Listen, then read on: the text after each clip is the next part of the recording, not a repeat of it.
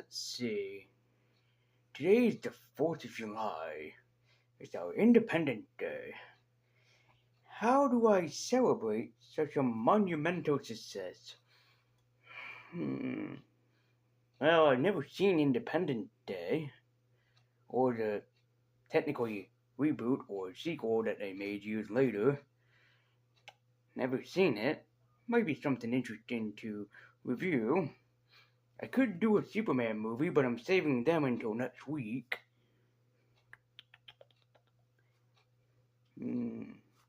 What to do?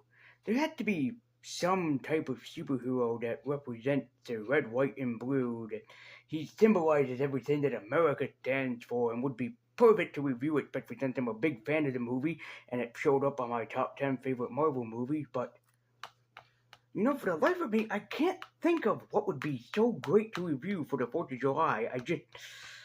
I got nothing.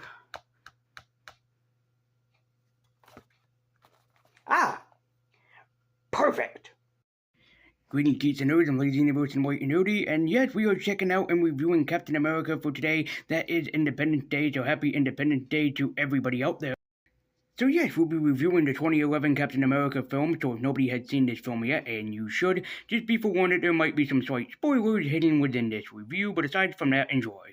But before we get into the film itself, let's talk a little bit about the controversy behind the character and how the character was created, because people tend to think that one person created this character, although he didn't. He just brought back the character.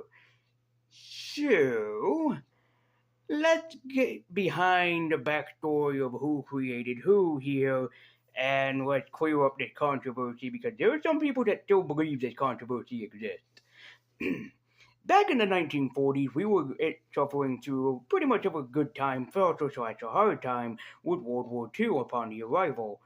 And of course, it wouldn't be a war without America being involved. So in 1942, America finally joined World War II and finally entered that realm of the war. And of course, horrible people came into power, with one in particular, Adolf Hitler. So this inspired owner of Timely Comics, Martin Goodman, to basically try to capitalize on a soldier who stood for everything for America. And thus, Captain America was born, created by Joe Simon and Jack Kirby. Joe Simon, the writer, Jack Kirby, the artist. Captain America first launched on pages of Captain America Comics #1 by punching Adolf Hitler right where he deserves it. I'm wondering if there will ever be a Captain America comic where he punches another Adolf Hitler that we have in this world, who's called our president. I don't care if this video gets taken down, copyrighted, or whatever fucking have you. I'm keeping that joke right where it belongs. We need a Captain America comic of him punching that red-haired douchebag so right in the fucking face, so damn badly. But that image was so popular that even still to this day is one of the most recognizable comic book images. Though there's a controversy that people have that Stan Lee created Captain America. Well, I'm happy to tell you that Stan Lee did not create Captain America. It was Joe Simon and Jack Kirby, yet a lot of people give credit to Stan Lee. But that's for good reason. When Stan Lee was 16 years old, he entered a writing contest of Timely Comics, now called Marvel Comics. See, his story was that he would write Captain America Foiled to Traitor's Revenge, which became a highly successful Timely comic. So Martin reached out to the 16-year-old and hired him on board, and the rest is history. When Stan reworked or invented the Avengers, he recreated Captain America, but that wasn't until the 1960s. I think 1962 or 1963 to be exact. And Stan fell in love with the character that he brought him back. And of course, the rest was also history. Captain America has had several incarnations throughout time. He had some TV shows, he had a couple of goofy-ass movies, including the one with Red Brown. I will pin in the comments where you can go and watch Noah Antwiler, aka Spoonie, who is my main inspiration for this channel. Go and watch his review on the Red Brown Captain America movies. They are just great and hilarious. And I have seen a 1990 movie way back then on YouTube. It was okay. I wouldn't really riff on it. I mean, for the time being, it was okay. So, years later in 2011, after the success of Iron Man and the Incredible Hulk, Marvel had decided to release more films and lead up to the Avengers, I believe in either 2012 or 2013. And thus, Captain America The First Avenger hit movie theaters in 2011 and was a very successful film. And why was it so successful? Because of what it did to reinvent the character. How so? Well, let's travel back in time to World War II and see how the adventures of Captain America were born in this film. This is my review and retrospective of Captain America The First Avenger. In Captain America The First Avenger, we are introduced to Steve Rogers, a scrawny little kid who wants to do nothing more but to join the war, fight for his country, fight for what's right, but yet he can't. The only reason why Steve cannot fight for his country is because he's considered a 4F. He has so many disabilities with him that he cannot join the war effort or the wartime and fight for his country. But luck would happen to find Steve Rogers, luck in the form of a German scientist who hates Adolf Hitler and wants nothing to do with him, so he invites Steve on a super soldier project. A project overseen by none other than Howard Stark, aka the father of Tony Stark, who just so happened to make the world's greatest superhero, Captain America.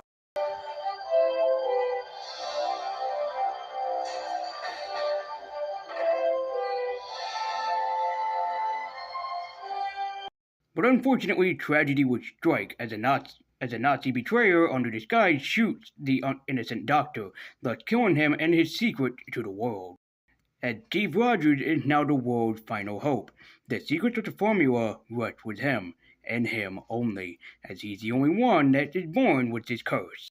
The team of the director, the writer, and also Chris Evans' performance was subtle for this, as Captain America is one of those characters that's very sympathetic, not only because is he a man out of time, but mostly because he's now cursed with this formula.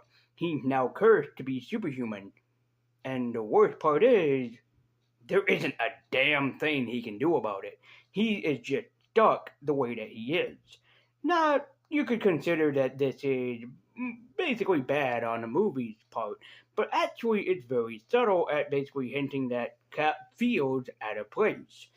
He now had this serum coursing through his body with no way to get it back, no way to recreate it, and the Doctor's death is something that's very iconic.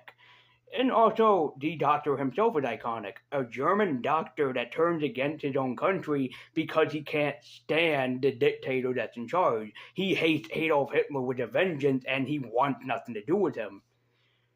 Kind of like a bunch of us with our own Red Skull in office. More on him later. But I have to say that I love this change that happens in this. And also, one thing, or a couple things to credit the movie for, but one in particular is how they decided to use Captain America in a very, very ingenious and well thought out way. Now, in Captain America comic books, he already starts to fight the good fight against the Nazis, punch Adolf Hitler right where he deserves, and the rest is history. But in the movie, they have a creative way around this, as they kind of use Captain America as a spokesmodel for the war effort, which is genius. Cap becomes a circus monkey. Oh dearie, oh me, oh my, have we never thought that this day could have come, but Cap all of a sudden becomes a show monkey. All Cap was used for was for merchandising, for selling things, comic books, war supplies, anything that the world needed, Cap was the spokesperson for. This idea was genius from the start and was a very good idea to do for Cap, turning him into something that he's not supposed to be. All Steve wanted to be was a soldier. All he wanted to do was fight the good fight, join up for his cause and fight for his country, but at first he couldn't. But that isn't until Steve does something that is very unorthodox, but something very patriotic, where he goes over enemy lines to save his fellow brothers in arms, including Bucky. In the comics, Bucky was Cap's sidekick, but in the movie, he is Cap's best friend and fellow comrade in arms, someone who joined the army who Steve actually looks up to. I love the subtle change in Bucky basically inspiring Cap instead of Cap inspiring Bucky. It's a unique twist, but a great twist nonetheless. But Cap isn't without his enemies, and the enemy that they've chosen in this is Red Skull, played brilliantly and terrifically by one and only Hugo Weaving, who did a job. As the Red Skull represents everything that Cap isn't. He's evil, maniacal, he wants to see the world burn, he would rather destroy the world than save it, and also he was the Doctor's first unsuccessful experiment. Man, you come right out of a comic book. I love the idea behind the serum in the movie is that, and I'm not sure if it is in the comic books or not. I haven't been the biggest Captain America reader, although my first comic book was a Captain America comic book that I had and read when I was like 7 to 8 years old. So that was the first comic book I've ever gotten into. But I do like, if it is in the film and not in the comics, I do like how the serum basically represents the greater in people.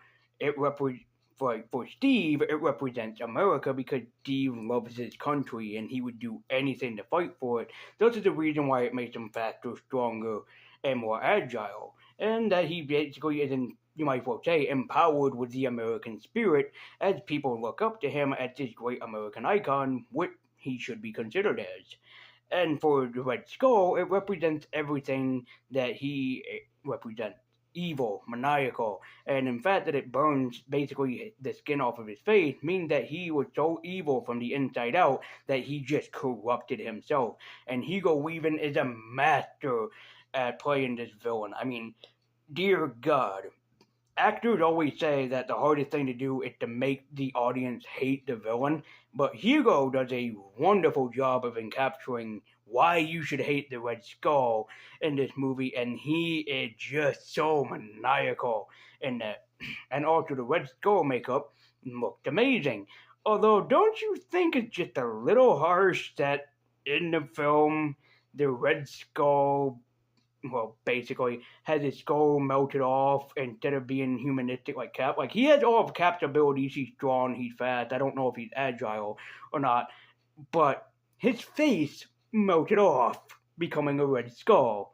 Don't you think that's just a little bit harsh upon the Red Skull for having his face melt off, even though he's evil from the inside out?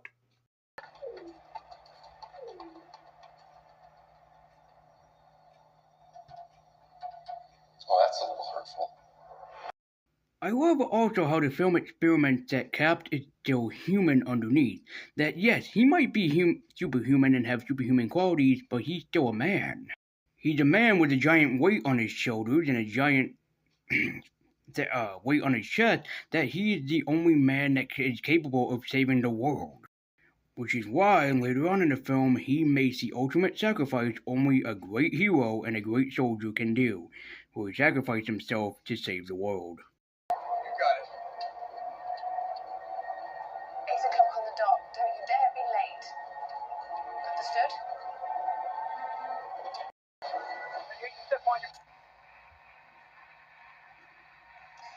Steve? Steve?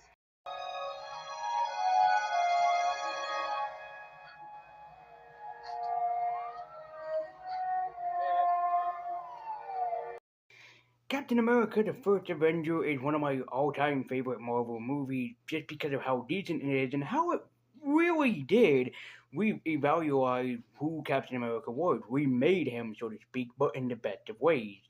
That he was just a normal man that just so happened to stumble upon this great and amazing serum, which I called a curse, which technically it is, as he's the only person aside from Red Skull who has it. And every time that they try to recreate it, it leads to a horrifying event, something that the Ultimates or Ultimate Avengers played around with. And it is a great concept and idea, and I really love how Chris Evans handled the role of Captain America. As me and most other people kind of feared that Cap would just be turned into a circus monkey and that he would have been just made for profit. But thankfully, Cap deflected that with a vibranium shield straight directly into the enemy's face, and it works. this is one amazing piece of Marvel movie, and yeah, it is one of my personal favorites, and it's one that you should watch for the 4th of July to really celebrate what America really means by looking up to a symbol that represents America. And Captain America is such a big name and such a heroic figure that he technically makes a cameo in Free Guy. But we'll have to see about that. I haven't seen it yet, but I know that the Easter egg is in there by seeing a bunch of clips of it on YouTube, Twitter, and other places. So it's nice to see that Cap is still holding up and representing people to this day. As such, my Funko Pop rating of Captain America, it needs to be something that's just as heroic as the Captain himself, and I can think of none other than Superman, as this film definitely soars high, and we all look up at it and smile. So my Funko Pop rating of Captain America: The First Avenger is going to get the honor of a Superman.